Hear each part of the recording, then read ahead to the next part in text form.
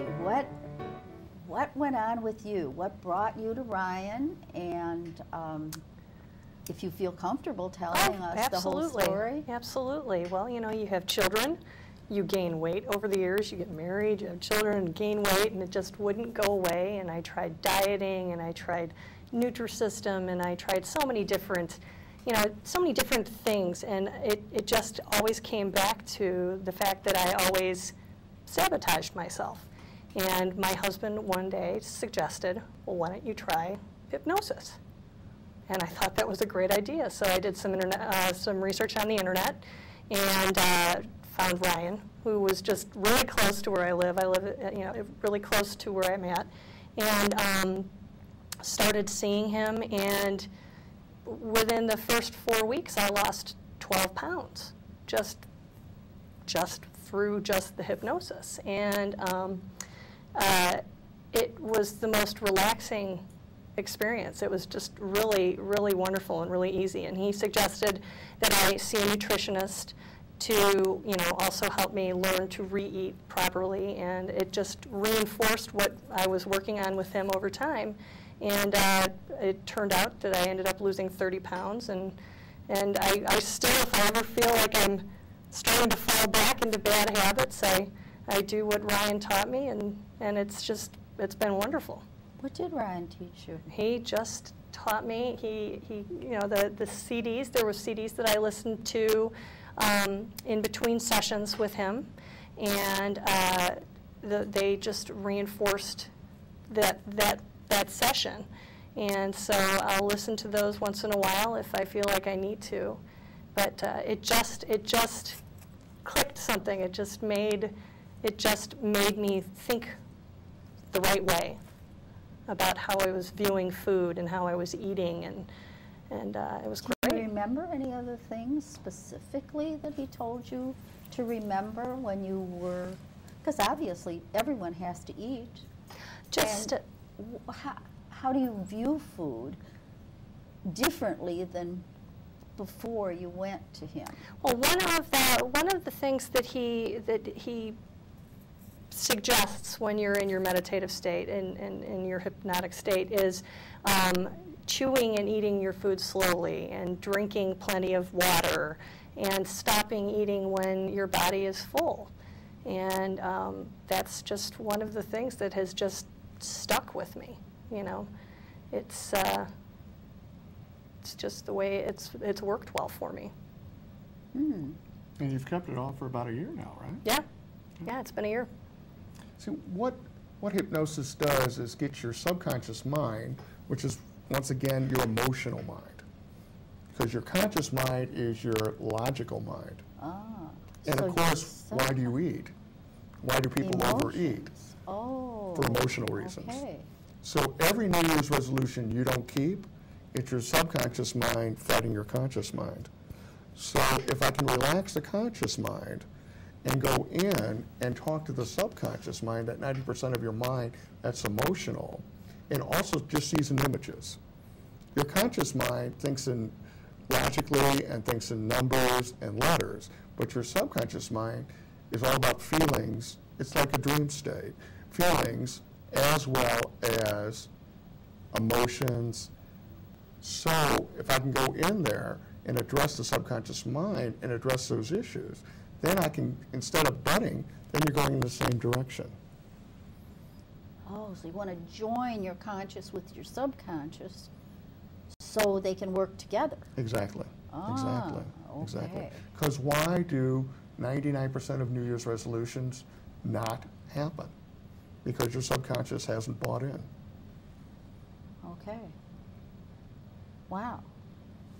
And Kathy, why did you ever go to him? Well, actually, we happen to work in the same building, and I heard about him, and I actually had, several years ago, I was driving down the expressway, and it was a snowy day, and I hit a ice pocket, and I started literally rotating, and I was so thankful that Spinning on the expressway? Spinning on the expressway, and I was so grateful that the people behind me, there was a slew of cars ahead of me and behind me, and right where I was, no one was. So I spun, and then I kept going, because I knew if I stopped, I would never drive again.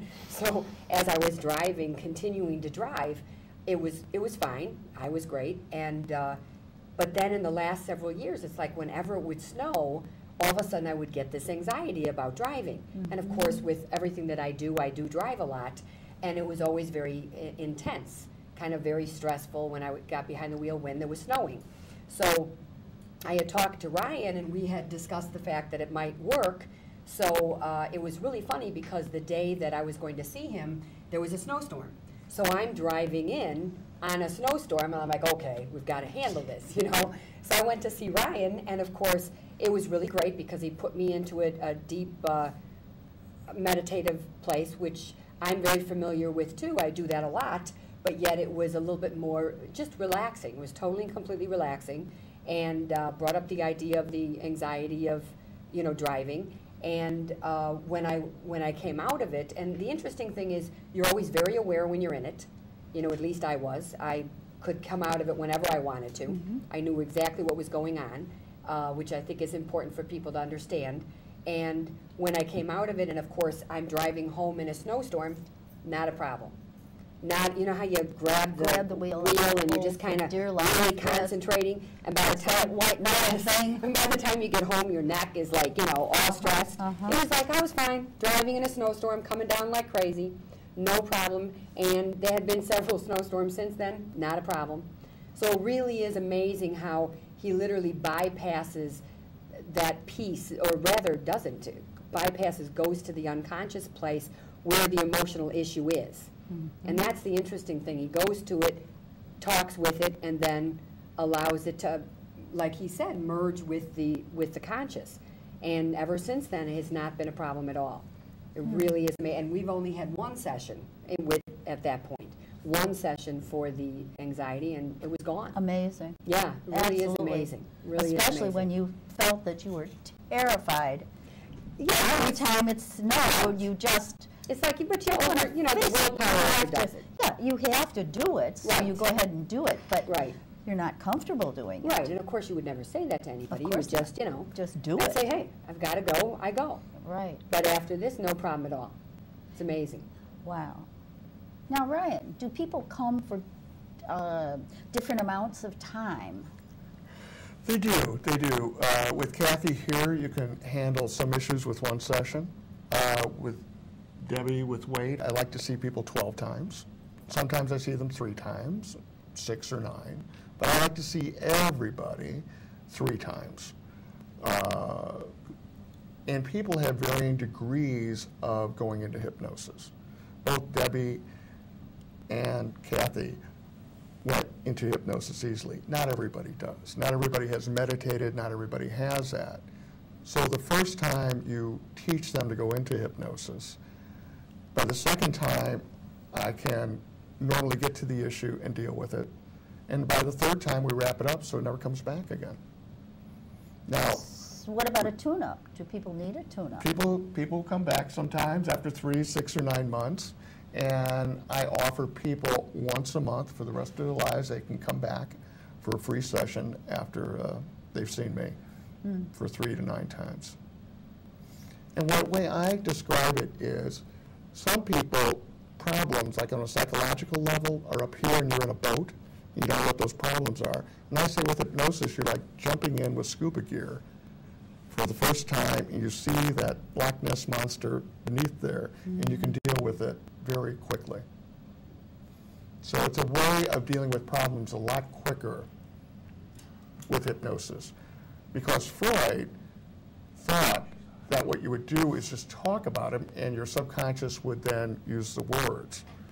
But with here, you can immediately go and find the problem, normally deal with it in 1 to 3. Right. I've never seen anybody for more than 12 sessions. And it's so exciting to help people. And the way I see it, they go, how did you go from photography to hypnosis? And I said, they both deal with images. Before I was dealing with images so people could see consciously, and now I'm dealing with images that deals with the subconscious. But it's all about images.